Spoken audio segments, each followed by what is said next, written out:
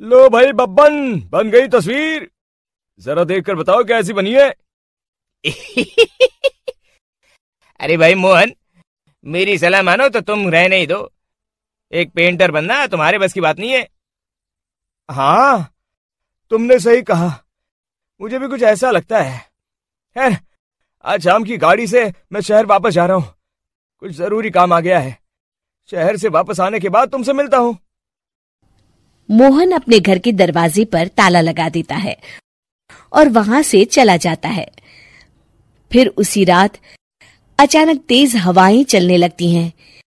चारों तरफ डरावना माहौल बन जाता है। तभी मोहन की बनाई हुई पेंटिंग की वो औरत एक खतरनाक चुड़ैल में बदल जाती है और पेंटिंग से बाहर आ जाती है।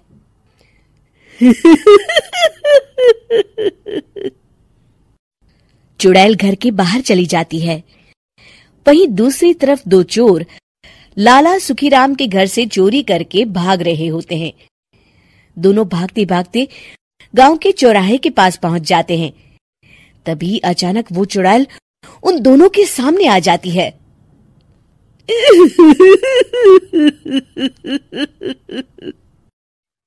अरे मर गया रे, ये चुड़ैल कहां से आ गई? अरे मैंने तो तुझसे पहले ही कहा था कि आज अमावस्या की रात है, आज हमें चोरी नहीं करनी चाहिए। हाँ भाई बिल्ला, तुमने बिल्कुल सही कहा। जरा इसके दांत तो देखो कितने बड़े हैं। चुड़ैल उन दोनों की तरफ बढ़ती है। अरे चुड़ैल दीदी, तुम चाहो तो ये सारे पैसे और जेवर ले लो, लेकिन हम दोनों को कुछ मत करना।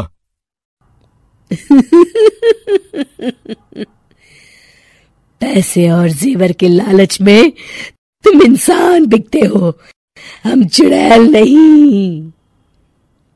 तभी चुड़ैल उन दोनों चोरों को पुतले बना देती है।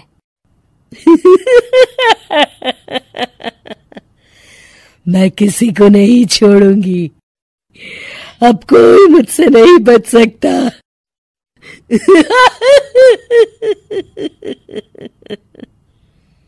चुड़ैल अपने अगले शिकार की खोज में वहां से चली जाती है।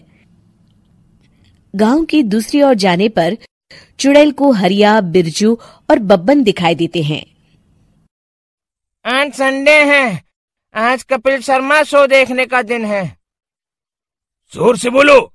आज संडे है। मैंने नहीं सुना। आज संडे है, आज कपिल शर्मा देखने का दिन है। हाँ, ये हुई ना बात।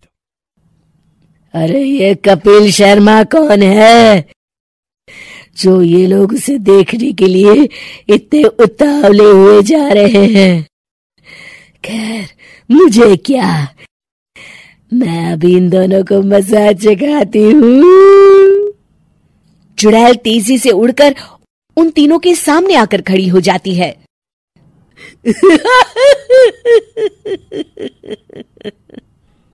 कपिल शर्मा शो बाद में देखना, पहले मुझे देख लो।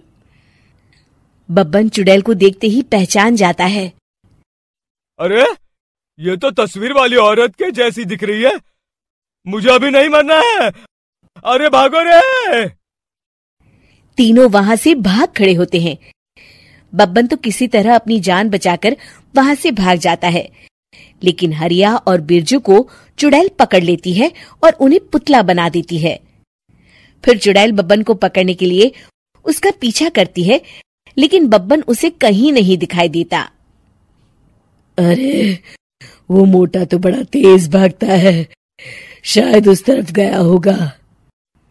बब्बन एक दीवार के पीछे छुपकर बैठ जाता है और चुड़ैल उसके सामने से आगे निकल जाती है। बाल बाल बच गया। अगली सुबह बब्बन सभी गांव वालों को सारी बात बता देता है। फिर उस चुड़ैल के डर से रोज शाम होते ही पूरे गांव में सन्नाटा छा जाता था और कोई भी अपने घर के बाहर नहीं निकलता था। अरे ये क्या हो गया, इतनी देर से घूम रही हूं, अभी तक एक भी आदमी नहीं मिला। अरे कहां मर गए सबके सब। चुड़ैल वहां से चली जाती है। इस तरह कुछ दिन बीत जाते हैं। फिर एक दिन मोहन गांव वापस आता है। बब्बन उसे बताता है कि उसकी बनाई तस्वीर से एक चुड़ैल बाहर आ गई है। मोहन समझ जाता है कि ये कोई आम कागज नहीं है। वो जो भी उस कागज पर बनाएगा वो असलियत का रूप ले लेगा। अरे मोहन भाई, अब तुम क्या करने वाले हो? मेरे पास एक बहुत बढ़िया तरकीब है।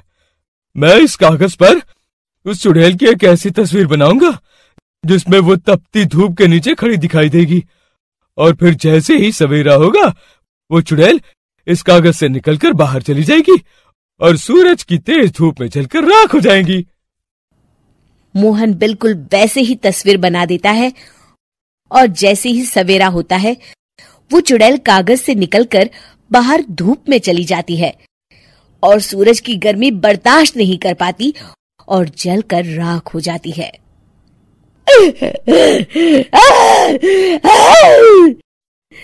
ये मुझे क्या हो रहा है? मैं सूरज की रोशनी बर्दाश्त नहीं कर सकती। मेरा पूरा शरीर जल रहा है। और इस तरह चुड़ैल के जलते ही पुतले बने सभी लोग पहले की तरह इंसान बन जाते हैं।